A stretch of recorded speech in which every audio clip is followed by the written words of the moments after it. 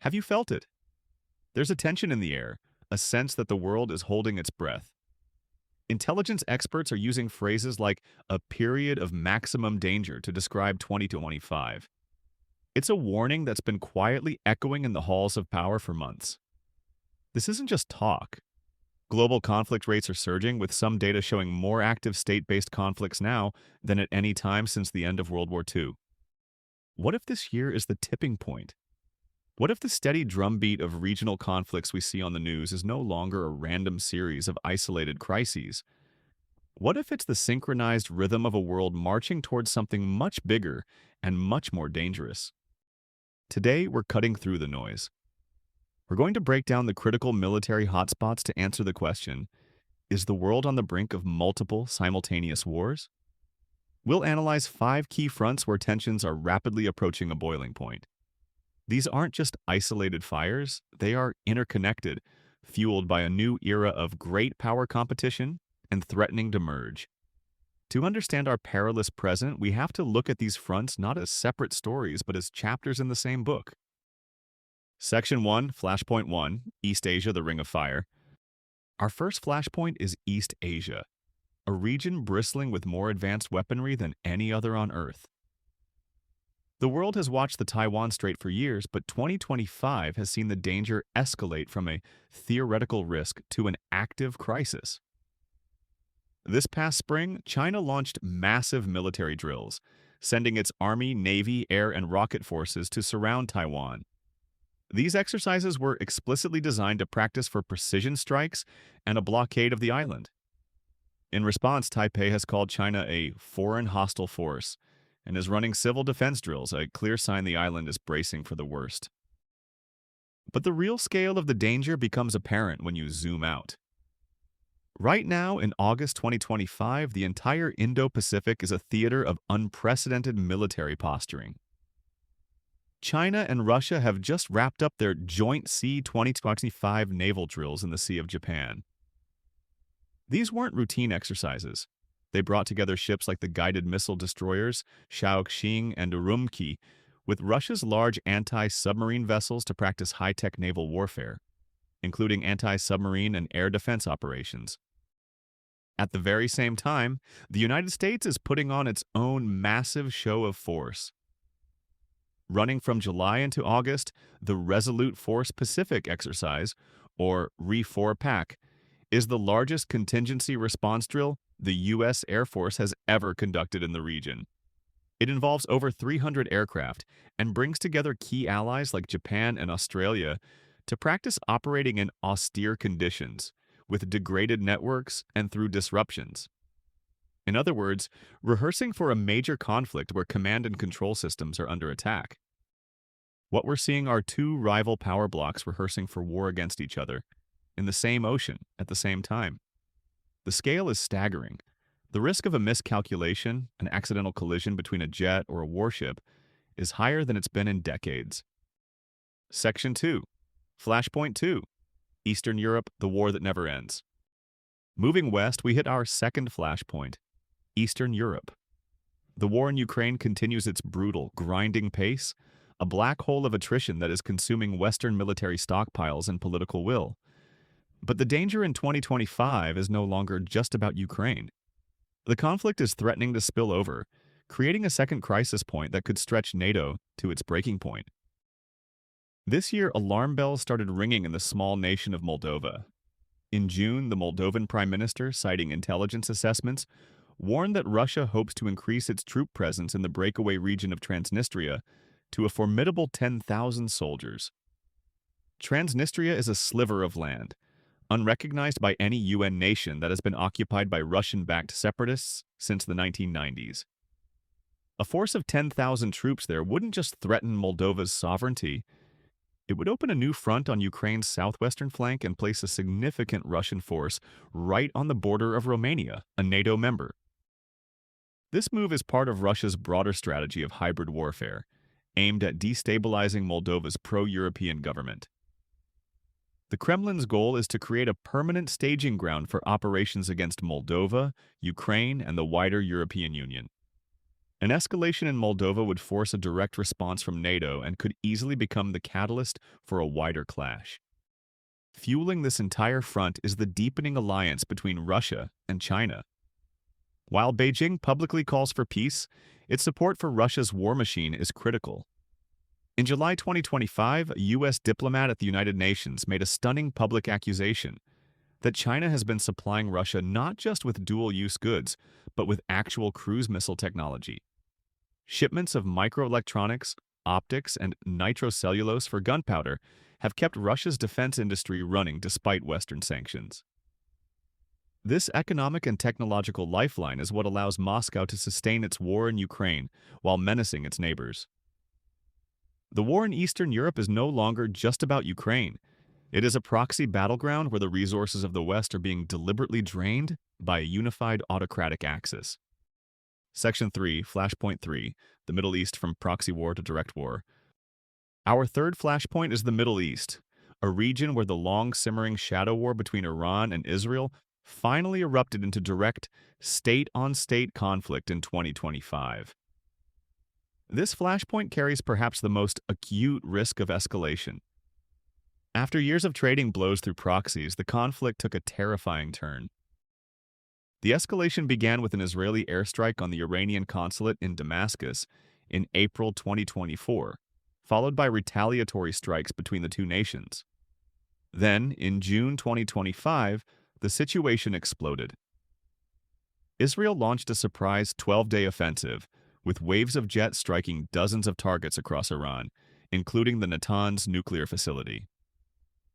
These weren't just strikes on infrastructure. They included targeted assassinations of senior military commanders and nuclear scientists. Iran retaliated with its own waves of ballistic missiles and drones, killing 29 Israeli civilians. The conflict only came to a halt after the United States intervened with its own long-range bombers and submarine-launched missiles, striking key Iranian nuclear sites and forcing a fragile ceasefire on June 24th. The 12-day war resulted in over 1,000 Iranians killed, including nearly 800 military personnel. Today, in August 2025, the region is holding its breath. An outlet affiliated with Iran's Revolutionary Guard Corps has boasted that its air defenses have been rebuilt and warned that its most destructive missiles remain unused. The Middle East has crossed a dangerous threshold. The old rules of engagement have been shattered. This flashpoint has already proven its potential to erupt, and the risk of a renewed, even more destructive war hangs over the entire globe. Section 4, Flashpoint 4, Africa, the Great Power Scramble. The fourth flashpoint isn't a single location, but an entire continent being torn apart by a new Great Scramble. In the Sahel, a vast region stretching across Africa south of the Sahara, the withdrawal of Western forces has created a power vacuum that Russia and China are aggressively filling. This isn't a conventional warfront, but a chaotic battlefield of coups, terrorism, and resource extraction. Military juntas in countries like Mali, Burkina Faso, and Niger have ejected French and other Western troops, turning instead to Moscow. Russia's Africa Corps, the successor to the Wagner Group, has become the security partner of choice for these regimes. They offer a regime survival package, trading brutal counterinsurgency tactics for lucrative mining concessions. This competition is happening in one of the world's epicenters of terrorism, with sub-Saharan Africa now accounting for more than half of all terrorism-related deaths globally. China's approach is different but no less impactful, coming through massive economic investments and trade. But its economic interests are increasingly protected by a growing security posture. Beijing has secured mining licenses and pledged to train thousands of African security personnel, embedding itself into the continent's future. This new scramble is creating a patchwork of dependencies. The result is a continent that is becoming more fragmented, more violent, and more unstable. While the conflicts in the Sahel might seem distant, they are a direct consequence of the breakdown in the global order. They are the proxy battlegrounds, where great powers are competing for influence and resources, a chaotic front line in a wider global struggle that is causing immense human suffering. CTA. We've covered 4 distinct fronts where the danger of major war is growing. Each is a complex crisis, but when you look at them together, a disturbing pattern emerges. Before we get to our final and perhaps most important flashpoint, I want to hear from you. Let me know in the comments which of these conflicts you are most concerned about and why. And if you're finding this analysis valuable, make sure to subscribe and hit the notification bell so you don't miss our future breakdowns.